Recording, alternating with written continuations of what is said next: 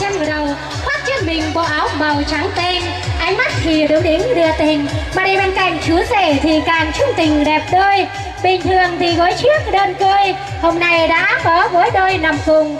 Dạ vâng, người ta thường có câu, ngày nào vui bằng ngày vui hạnh phúc, không giờ nào đẹp bằng không giờ lứa đôi. Ngày đêm qua thì chú rể vẫn còn ngủ một mình, mà đêm nay anh đã có người tình nằm bên. Mà cô dâu của chúng ta thì đêm qua vẫn còn ngủ với U, đêm nay cô đã phải xa U mất rồi. Thời gian mà cô dâu chú rể yêu nhau, tìm hiểu tính đến thời điểm buổi trưa ngày hôm nay cũng đã đủ tháng đủ ngày, đủ tiền đủ gạo đủ đạo làm chồng, đủ công làm vợ, đủ thuốc đủ chè và đủ cả hai họ bốn bên về đây chung vui. Một lần nữa xin chúc cho cô dâu và chú rể trăm năm tình viên mãn, bạc đầu nghĩa phu thê, thiên trường địa cử mãi mãi không rời xa. Dạ vâng, kính thưa toàn thể quý vị, hiện diện trên trung tâm sân khấu lúc này đây đó chính là chú rể anh Nghĩa đẹp trai tranh duyên cùng cô dâu Hải Yến xinh gái. Dạ vâng, Lê Tơ Lòng thành cảm ơn gửi tới toàn thể quý vị quan khách chúng ta là có mặt trong buổi chơi hôm nay. Sau đây cho ban tổ chức xin được trân trọng kính mời cô dâu chú rể sẽ cùng cúi đầu một cái thật sâu. Thay cho lời cảm ơn cho thành là xin mời. Vâng, thưa quý vị thân mến, trên sân khấu chúng ta ngay lúc này đây đang là sự hiện diện của hai nhân vật chính. Họ là người luôn được chúng ta yêu mến và không ai khác, ông Lò Văn Hạc và bà Quang Thị Hồng. Trân trọng kính mời ông bà hãy cùng tay trong tay bước lên sân khấu tình yêu để đứng cạnh con trai yêu quý của mình. Về phía gia đình họ nhà gái, chúng tôi xin trân trọng giới thiệu trở lên trung tâm sân khấu ông Đường Văn Toán và bà Đường Thị Yên.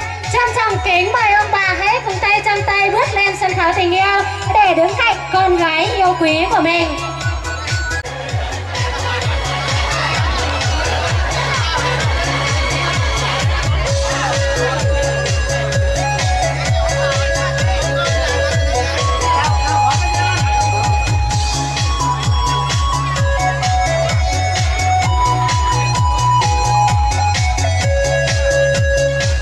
Dạ vâng, kính chào toàn thể quý vị thân mến, chú rể và cô dâu cùng hai bên gia đình đã có mặt ở đông đủ trên sân khấu tình yêu.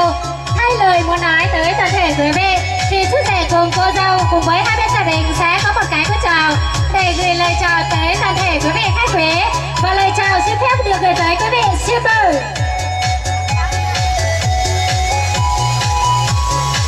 Dạ vâng, kính thưa toàn thể quý vị, khao khát lớn nhất trong cuộc đời của mỗi con người đó chính là yêu một đấy được thì mình yêu một. Kính thưa toàn thể quý vị, công cha thì cao tận bằng trời, nhớ mẹ như nước người người biển đông. Công cha nghĩa mẹ sinh thành, làm con phải nhớ ngần ngành nhé con.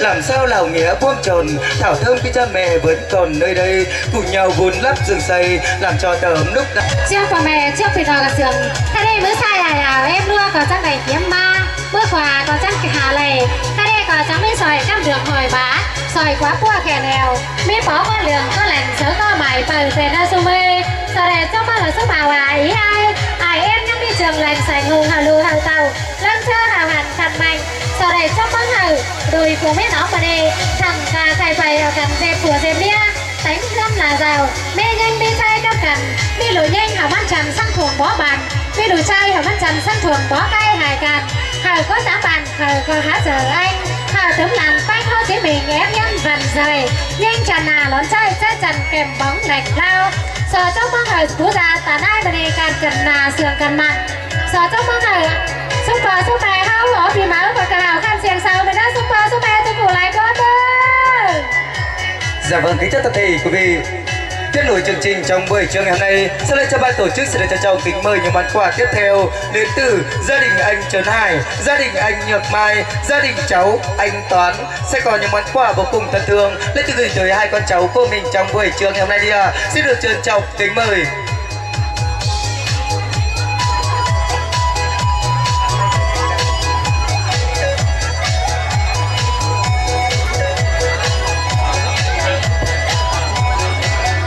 Dạ vâng, kính thưa toàn thể quý vị, chúng ta lại được chứng kiến những món quà đến từ anh chị em, cô dì, chú bác. Đó chính là những bó hoa, và những bó hoa này làm từ những tờ tiền polymer đúng không ạ? Và rất chi là tuyệt vời. Và hãy vang lên một tràng pháo tay cho toàn thể quý vị ơi!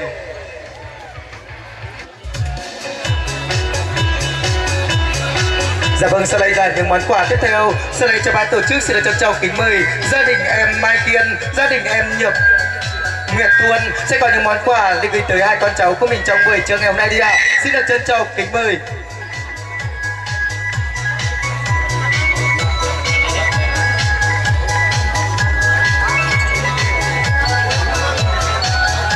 Số quà số mẹ cho phủ lại con ơi.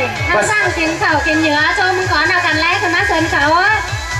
Số quà mở hấu lại bỏ cái quà lành lốt này các để em xin ông ơi. Dạ vâng, sau đây là món quà cuối cùng cho ban tổ chức xin được trân trọng kính mời lên sân khấu. Đó chính là chị Huyền, chị của cô dâu và chú rể sẽ có những món quà để gửi tới anh chị hai em của mình trong buổi trưa ngày hôm nay. Rất nhiều ạ.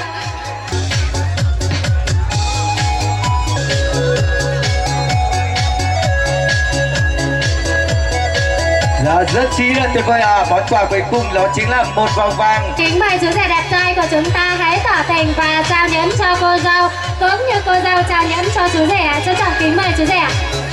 Chú rể ơi, hãy thể hiện sự bản lĩnh mà một người đàn ông bằng cách quỳ một gối xuống để cầu hôn cô dâu xinh đẹp của mình nào, xin mời.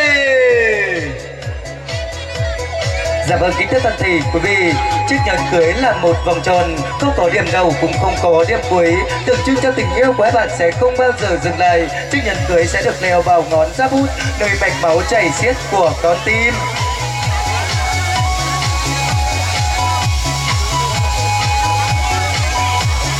Dạ vâng, vừa nãy thì MC cũng bảo rồi, bảo chú rể đẹp trai chúng ta sẽ cầu hôn cô dâu xinh đẹp bằng cách quỳ một gối.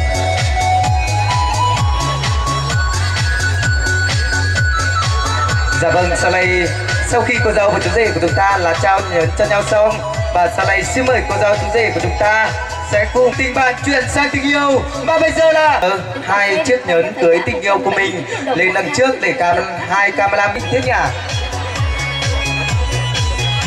Dạ vâng, sau đây xin mời cô dâu chú rể.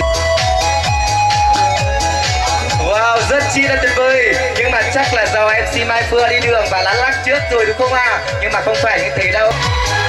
Dạ vâng, kính thưa tất cả quý vị thân mến, trước khi cô dâu và chú rể yêu nhau, cô dâu đã nói với chú rể rằng: anh ơi, vườn nhà anh đã có rồng thì trồng câu đi, mà vườn nhà anh đã có rồng trồng câu thì cho em xin theo ké ngọn trầu kế bên. Khi nào mà trầu mọc lớn lên, rau xanh ra trái thì ta nên vợ chồng, và thực đôi ta như thể là đôi tầm, ăn chung một lá và nằm cùng một nong. Đôi ta như thể là quân bài, chồng đánh cầu xét thì chẳng sai quân nào.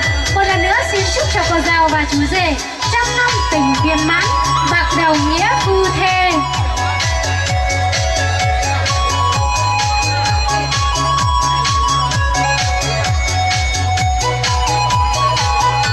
Dạ vâng, sau khi chú rể và cô dâu chúng ta đã rót xong chai rượu đầu tiên, và tiếp nối xin mời cô dâu chú rể sẽ cùng cầm chai rượu thứ hai lên và bóc tem và mở nút thắt tình nhờ giống như chai rượu đầu tiên thì xin được trân trọng kính mời.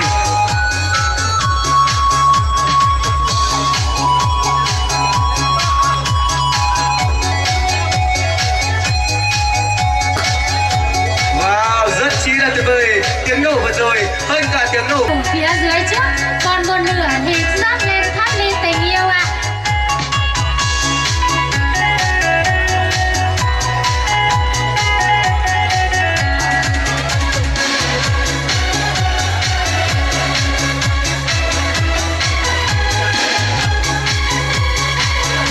Dạ vâng, phần nửa còn lại sau này xin mời cô giáo chú rể sẽ cùng tay trong tay rót tiếp đến tháp đi rượu thì dạ vâng, kính thưa toàn thể quý vị, hãy rót cho nhau chén rượu tình, rót đầy mộng điệp với niềm tin, hòa thêm chút nắng mùa xuân ấm, vừa chạm môi hồng má ửng xinh, lần nhất những gì yêu quý nhất, dành riêng cho hai đứa nhớ ngoan phần.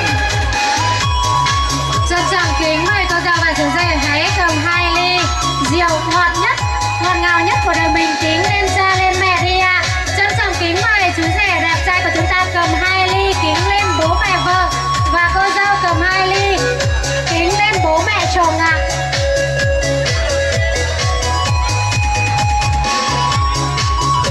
Còn 2 ly. Trân trọng kính mời.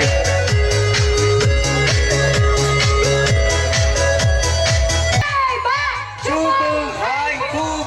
Hậu cần đồng hành mấy lớp tên là bố mẹ đi đồng hậu đâu. Số hướng của bên bờ cánh cao của bên cười sòng phải số hướng đâu túng chèn đầu cả đấy con mẹ sòng phải số hướng đây. Cái tân mạnh mà túng chèn con mẹ đi đồng nữa. Dạ vâng, sau này ra vui chính thức được bắt